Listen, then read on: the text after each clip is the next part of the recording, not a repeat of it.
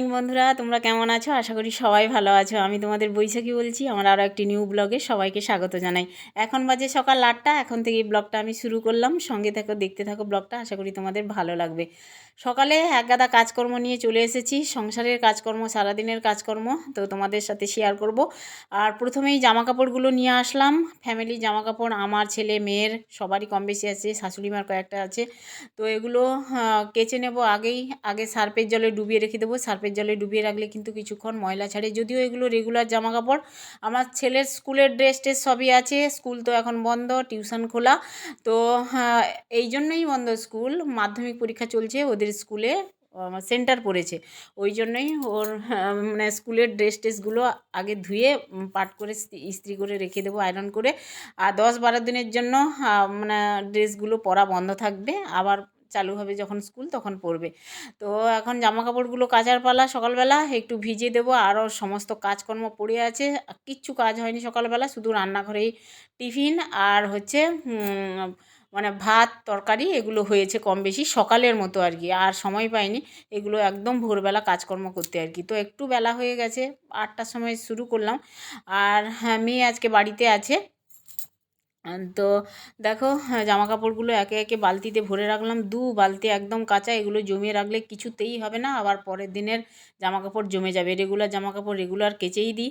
আর মানে বেশিও জমা হয় না। আজকে তবুও একটু বেশি জামা কাপড় হয়ে গেছে। তো দেখো, দুপুরে রান্না করব।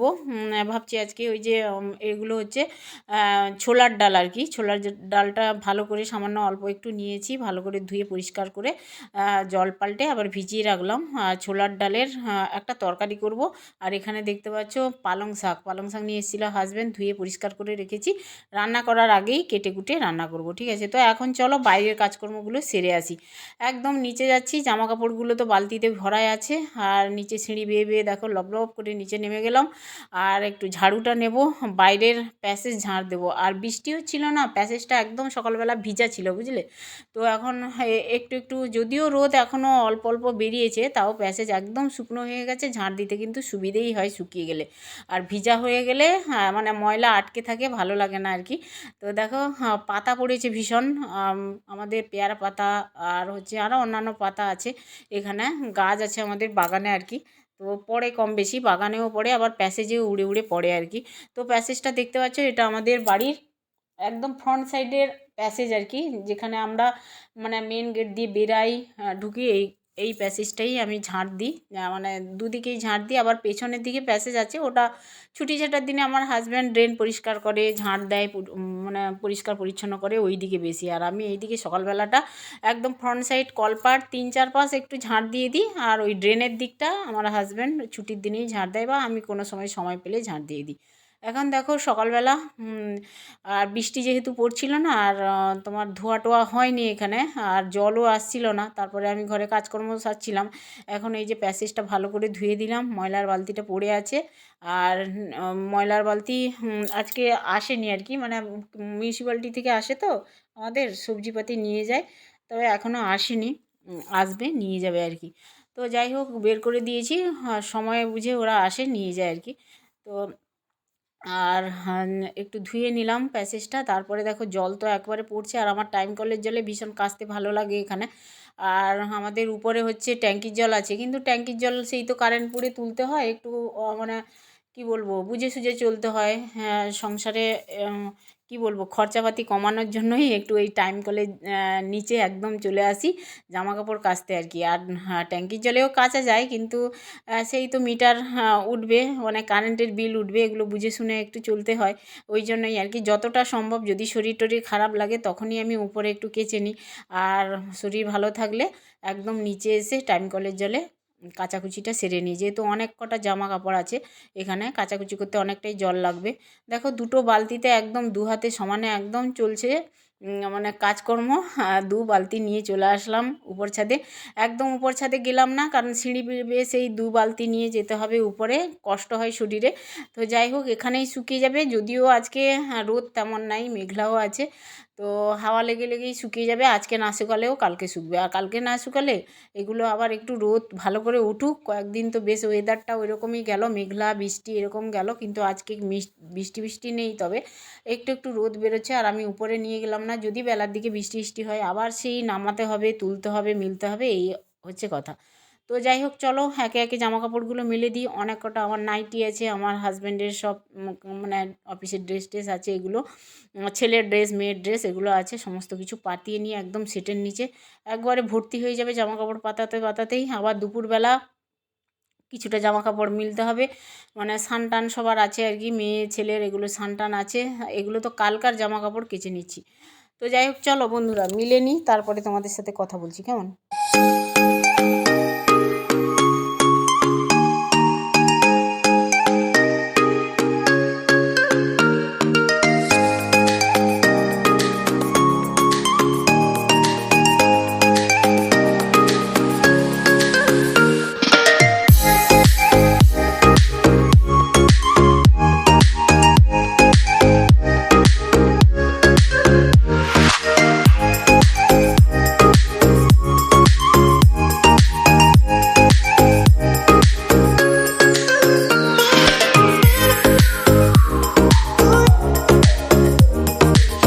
দেখো ছাদের উপরে পুরো জামা কাপড় একদম পাতিয়ে দিয়েছি, ছাদ পুরো ভর্তি হয়ে গেছে জামা কাপড়ের, এগুলো শুকবে। আর তোমাদের একটা জিনিস দেখাই, আমি ছাদের উপরে গাছ লাগিয়েছিলাম, তোমাদের সাথে আর এগুলো শেয়ার করা হয়নি, তো আজকে জল দিচ্ছি তাই একটু শেয়ার করলাম। আমি যেখানে সেখানে গাছ লাগিয়ে ফেলি, যা কিছু পাই, টব পাই বা কোনো দইয়ের হাঁড়ি বা হচ্ছে বোতল, ওগুলোতেই গাছ লাগিয়ে ফেলি, আমার গাছ ভীষণ ভালো লাগে। আর যাই হোক, তোমাদের দেখালাম আমার গাছগুলো। আর এখানে দেখো, আমার দেখাতে বেশ ভালো লাগে জানো, যেটা আমি হাতে নিজে করি সেটা তোমাদের দেখাই, আমার বেশ ভালো লাগে।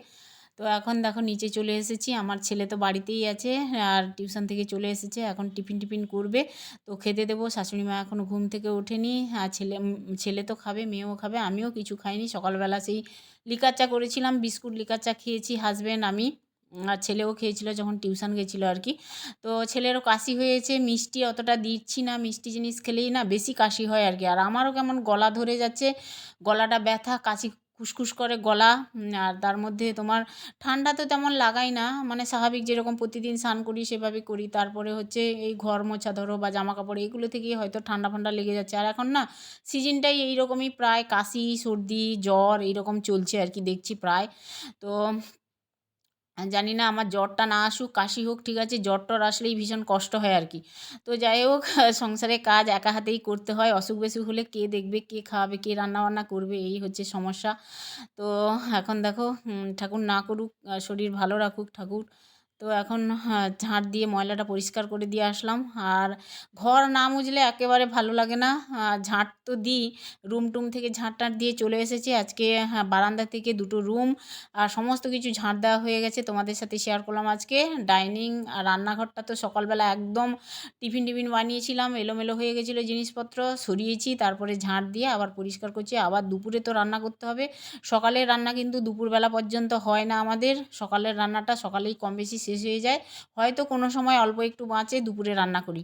তো এখন দেখো ডাইনিংটা একটু মুছে নিচ্ছি, রান্নাঘর থেকে ডাইনিং মুছে, সিঁড়ি টিড়ি মুছে একেবারে মানে রান্না করতে চলে আসবো আর কি। আর হচ্ছে সবজি তো রান্না করবই, তার মধ্যে ওই ছোলার ডাল ভিজেছি, ওটা একটু রান্না করব আর কি। তো সেদিন ধোকা রান্না করেছিলাম, বেশ ভালো লাগছিলো, আমার মেয়ে বলছিল আবার একটু ধোকা রান্না করতে। তো দেখি মেয়ে আজকে বাড়িতে আছে, ও একটু হেল্প করে দেবে আমাকে, বেশ তাড়াতাড়ি হবে আর কি।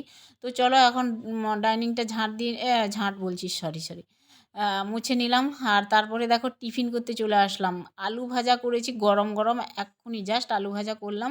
মেয়ে বললো আলু ভাজা করো, রুটি দিয়ে চা দিয়ে খাবো, ভালো লাগবে। শাশুড়ি মা এই ঘুম থেকে উঠলো, দেখতে পাচ্ছ, এই যে ফ্রেশ ট্রেশ হয়ে এই বসলো চা খাবে। এখন বাজে প্রায় মানে 11টা, 11:30 ওরকম বাজে আর কি ঘড়িতে, তোমরা দেখতেই পাচ্ছ আমি কাজ করতে করতে অনেকটাই লেট করে ফেলেছি। আর হ্যাঁ, এখানে দেখতে পাচ্ছ বন্ধুরা, একেবারে সবজি কাটতে বসে গেছি আর কি।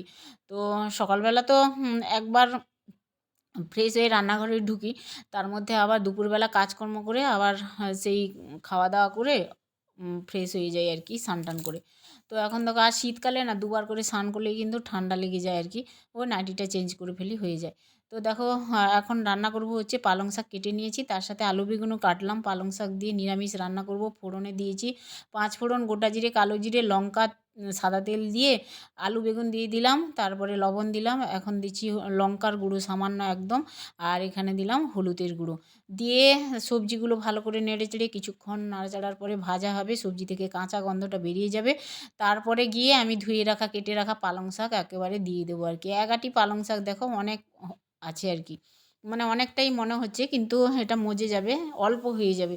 আর আমার হাজব্যান্ড পালং শাক খেতে ভালোবাসে, সবসময় পালং শাক বাঁধাকপি এগুলো নিয়ে আসে। আমার আবার বেশি শাক পাতা ভালো লাগে না, এক আধ দিন ভালো লাগে। আর পালং শাক ডালে দিলেও ভালো লাগে, আর ডালে দিলে আমার হাজব্যান্ড খেতে চায় না, পালং শাকের ঘন্টটাই খেতে চায় আর কি। আর চিংড়ি মাছ দিলে তো ভালোই লাগে। তো পালং শাকটা হচ্ছে এদিকে, আর ছোলার ডাল ভিজিয়েছিলাম, ভিজে গেছে ছোলার ডাল। এখন দেখো মিক্সিতে নিয়ে নিলাম ছোলার ডালগুলো, তার মধ্যে দিলাম কাঁচা পাকা লঙ্কা আর আদা সামান্য, আর হচ্ছে কয়েকটা কোয়া রসুন দিলাম, দিয়ে মিক্সিতে আমি পেস্ট বানিয়ে নেবো। অল্প একটু লবণ দিয়ে অল্প একটু জাস্ট জল দেবো, দিয়ে একটা মিহি পেস্ট বানিয়ে নেবো আর কি। তো দেখো জল দিচ্ছি, অল্প একটু জল দিয়ে মিহি পেস্ট একটু বানিয়ে নেব কিছুক্ষণ। তো চলো এখন ঢাকা চাপা দিয়ে দিলাম মিক্সিটা চালিয়ে নেব মিক্সিটা। আর এদিকে দেখো পালং শাকটা হচ্ছে আর কি। পালং শাক হতে হতে এদিকে মিক্সিতে দেখো একদম মিহি করে নিয়েছি, ছোলার ডাল বাটা হয়ে গেছে, পেস্ট হয়ে গেছে, আর পালং শাকটাও নামিয়ে নিলাম। এরপরে কড়াইটা ধুয়ে তারপরে হচ্ছে ওই ছোলার ডাল আমি একটু রান্না করে নেবো আর কি। তো তোমাদের সাথে রেসিপিটা শেয়ার করব, অল্প একটু, তোমরা দেখতে থাকো, আশা করি ভালো লাগবে রেসিপিটা। তো আমি আর জানতাম না, এই ফার্স্ট কয়েকবার বানালাম আর কি। তো দেখো ছোলার ডাল একটু আগে থেকেই রান্না করে নেব, তেলের উপরে গোটা জিরে কালো জিরে দিলাম অল্প একটু। আর কি দেবো বলো তো, এই যে হিং দেবো, দেখতে পাচ্ছ হিংটা দিলে বেশ ভালো লাগে, সেন্টটা অন্যরকম হয়, কিন্তু সুস্বাদু হয় খেতে ধোকাটা। আমার শাশুড়ি মা আমার পেছনে বসে আছে, দেখতে পাচ্ছ, স্নান টান করে চলে এসছে উনি। আজকে শ্যাম্পু করেছে চুলে, কয়েক মাস চুলে শ্যাম্পু দেয়নি, মাথাও ঘষেনি। আমাকে বলছে আজকে একটা স্নান করলাম বটে। আমি বললাম কেন? দিয়ে বলছে আজকে অনেকক্ষণ ধরে স্নান করেছি, মাথাটা একবারে জল দিয়ে শ্যাম্পু দিয়ে খুব সুন্দর করে ধুয়ে চলে এসেছি। আমি ভালো করেছো, যদি না লাগে ঠান্ডা তোমার, এমনিতেই ঠান্ডা লাগে না, বয়স হয়ে গেছে খুব, আর হচ্ছে ঠান্ডা সহ্য করতে পারে না। যেহেতু এখন একটু ঠান্ডাটা কম পড়েছে, উনি দেখি আজকে তাড়াতাড়ি করে স্নান টান করে চলে এসছে, মানে চা খাওয়ার পরে পরেই উনি ছাদে চলে গেছিলো আর কি, স্নান করে একেবারে ঠান্ডা জলে স্নান করে চলে এসছে। আর পান বানাতে পড়েছে আর কি, পান বাটা নিয়ে একদম বসে গেছে, দুপুরে খাওয়া দাওয়ার পরে পান খাবে, আমাকে বলবে পান খাও। তো যাই হোক বন্ধুরা, কথা বলতে বলতেই দেখো ধোকাটা এই যে এইভাবেই করে নিয়েছিলাম, চার চৌকো করে একবারে। আমার মেয়েকে বললাম একটু কেটে দে, আমি একটু ব্যস্ত আছি, আমার হাত একটু ফাঁকা নেই আর কি। আমার মেয়ের শেপ করেও ভালো আর কি। তো এইভাবে দেখো বরফি আকারে ছুরি দিয়ে একটু কেটে দিচ্ছে দুপাশ করে, বেশ হেল্প করছে আমার মেয়ে। আর ধোকা খেতে ভালোবাসে তো। আমি বলছিলাম একটু মোটা মোটা বেশি হয়ে গেছে, আর পাতলা হলে ভালো হতো। বলছে হ্যাঁ, আর এই শেপটা আর একটু পাতলা করলে ভালো হতো আর কি। তোমরা অবশ্যই কমেন্টে জানিও বন্ধুরা। মোটা হয়ে গেছে তাই না, একটু বড় হয়ে গেছে আর মোটা মোটাও হয়ে গেছে বুঝলে। তো এখন দেখো তেলে ভেজে নেব এগুলো। গরম হয়ে গেছে কড়াইটা, মেয়ে একটু হেল্প করছে। আমি বললাম তুই ধোকাগুলো ভেজে নে, আমি এদিকে মশলাগুলো কষিয়ে নিই। আর একটা কড়াইতে দুটো কড়াই বসিয়ে দিয়েছি, তাড়াতাড়ি রান্না হয়ে যাবে। একটা কড়াইতে ভাজাভুজি হলো, আর একটা কড়াইতে রান্না হয়ে গেল, ভালোই হলো। তো এখন রান্নাটা করব। তেলের উপরে এলাচ দিয়েছি, দারচিনি দিয়েছি, আদা রসুন পেঁয়াজ এগুলো তো দিলামই, দিয়ে মশলাটা ভালো করে কষিয়ে নিচ্ছি দেখো তেলের সাথে। আর মশলা থেকে এখন তেলটা প্রায় ছেড়ে এসছে, এখন আমি জল দিয়ে দেবো পরিমাণ মতো, দিয়ে একটু ঝোলটা ফুটিয়ে নেবো আর কি। তারপরে হচ্ছে আমি ওই ধোকাগুলো ভাজা হয়ে গেছে সমস্ত দিয়ে দেবো, ফুটে গেলেই সামান্য একটু ফুটিয়ে নেবো, তারপরে নামিয়ে নেবো। ধোকা বেশি ফোটালেই আবার রসটা শুকিয়ে টেনে একেবারে চচ্চড়ি হয়ে যাবে। তো দেখো ভাজা হয়ে গেছে, তাও একটু একটু লেগে গেছে, দেখতে পাচ্ছ বন্ধুরা, ব্যস্ততার মধ্যে লেগে গেছে। তো আমার মেয়ে সেদিকে দুটো ডিম সিদ্ধ করতে দিয়েছিলাম, ডিম ছিল, ও লোভ সামলাতে পারলো না, বললো পেঁয়াজ কেটে দাও, পেঁয়াজ কেটে আলু মানে আলুর সাথে মাখাবে বলছিলাম, না আলুর সাথে মাখাস না, আমি খাবো না, শুধু ডিম মাখা, তাহলে খেতে ভালো লাগবে, পেঁয়াজ দিয়ে ডিম ভর্তা ভালো লাগে গরম ভাতে। আর এইদিকে দেখো ধোকাগুলো ভাজা হয়ে গেছে, দিয়ে দিলাম কড়াইতে। জানি ভালো হবে না, দেখতে অতটা ভালো হচ্ছে না, তাও খেয়েছিলাম কিন্তু ভালোই হয়েছিল, খারাপ হয়নি কিন্তু ধোকাগুলো। তো চলো, ধোকাগুলো ফুটে গেছে একবারে, ধোকার তরকারি হয়ে গেছে। আর এই যে ধনেপাতাগুলো ছড়িয়ে দিলাম উপর থেকে, দেখতে পাচ্ছ কালারটা এইরকমই এসছে, জলটা প্রায় শুকিয়ে এসছে। আর একদম রেডি, খাবার টেবিলে নিয়ে চলে এসেছি। সবাইকে এখন পরিবেশন করতে হবে, আমিও খাবো। আর সবাই একসঙ্গে খেলে কিন্তু সুবিধে হয়, কারণ কি বলো তো, খাওয়ার পরে বাসনটা একসঙ্গে মেজে নিলাম, আর হচ্ছে তরকারি শাক যা থাকলো সব গুছিয়ে রেখে দিতে পারলাম। আর আমার শাশুড়ি মা আজকে আমাদের সাথে খাচ্ছে বলে তোমাদের সাথে শেয়ার করছি। দেখো, কৌটোতে নিম পাতা ভেজে রেখেছি, সেগুলোই খায় দুপুরবেলা ভাতের সাথে আর কি। আর কোন দিকে সূর্য উঠেছে জানি না, ওনার আজকে তাড়াতাড়ি স্নান হয়ে গেছে, আমাদের সাথে খেতেও বসছে একসঙ্গে আর কি। তো যাই হোক, ভালো লাগে সবাই একসঙ্গে খেলে আর কি। তো চলো এখন আমরা খেতে থাকি পালং শাক, ধোকা, ডিমের ভর্তা দিয়ে।